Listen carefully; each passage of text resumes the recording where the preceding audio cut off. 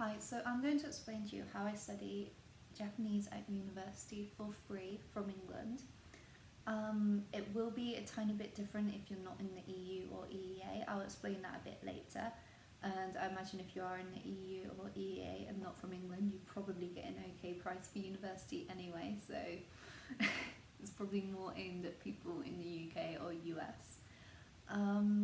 So I'm going to do a bit of a backstory. I could never really see myself going to university. I felt 4 years in England is too long for me because I like travelling and I'm very indecisive, and I always thought the price was a bit too high and I didn't like the idea of getting into that much debt. So I spent a good few years looking at different universities around. I didn't actually go to universities, but just looking up on Google different universities around the world, and there was never really anything that I could do, mainly because I didn't speak the language of that country, and that's fair enough, they shouldn't have to have English ones. And then a few months ago a job came up that my dad recommended I go for. I didn't actually go for the job, by the way. So a job came up in Norway, and my dad was like, "Oh, you should look into it." And I thought, yeah, maybe I should.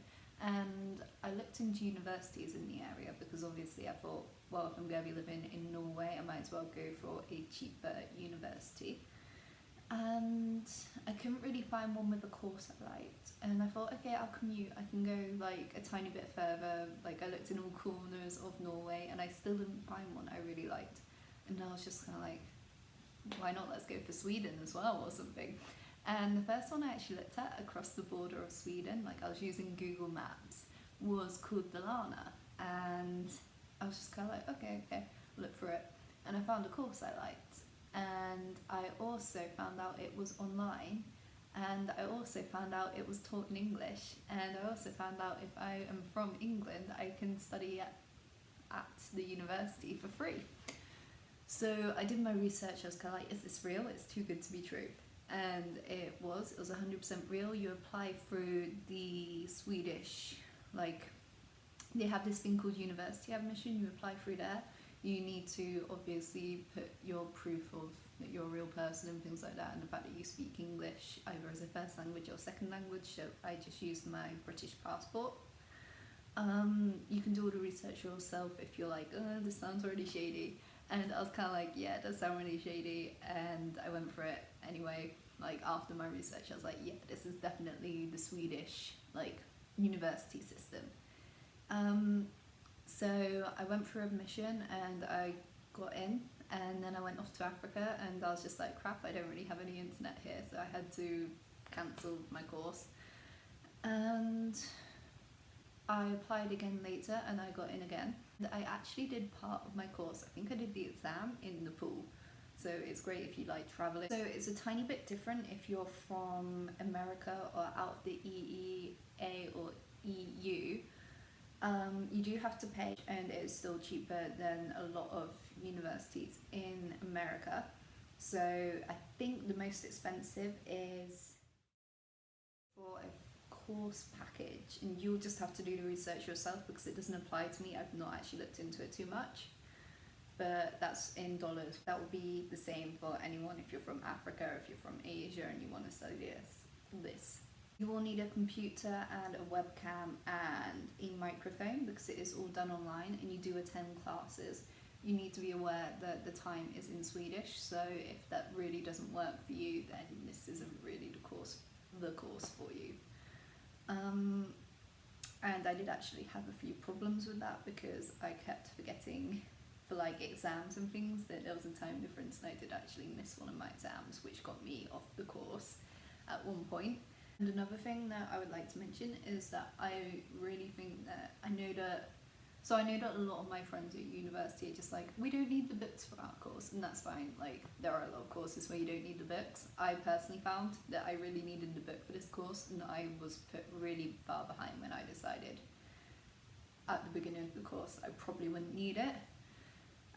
Yeah, you do need the books for your courses, and it is a lot of researching on your own. It is online, so I think that it's good for people who kind of like looking things up in their own time, pros about it are that you don't actually have to go to the university building. So, like, instead of having to wake up like 20 minutes to get ready, 20 minutes to walk there, that's like an hour and a half of your day gone.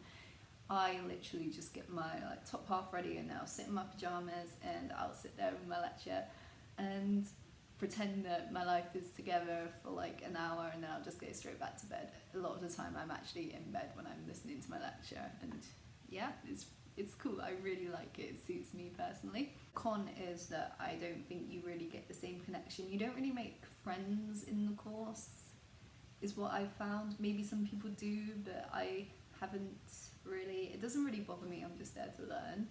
And it's also part of the Erasmus program, so you can go abroad to other universities with that program. If you do other courses that aren't Japanese, you'll have to research that yourself, and you just need to be aware that they're not all in English. It is a Swedish university, so a lot of the courses will be taught in Swedish, so you'll need to look it up. I'm going to put a little demonstration of which websites, like having a look around them in a second, just so you can have a look at the websites themselves, maybe get an idea of how it works. Okay, so this is University Admission. It's the Swedish website for applying to university. I'm going to type in my course, Japanese, and all of the courses apart from the top one are at Dalarna University. An example of if you want to filter the courses, I'm going to put only distance courses, and that should filter out the first course. So they're all at Dalarna University and they're all distance. You can see how much it costs in SEK. And you can choose your study period. So full time is 2 days a week, half time is 1 day. I might be lying. Yeah, 1 day a week, and quarter time is once every 2 weeks. This is my, oh, it's going fast. So this is the website for Dalarna University. I have no idea what that says. And you can change language, Swedish or English.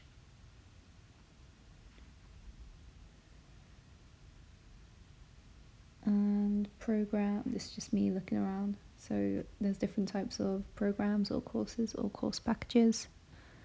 And this is all the stuff they offer courses or packages or programs in.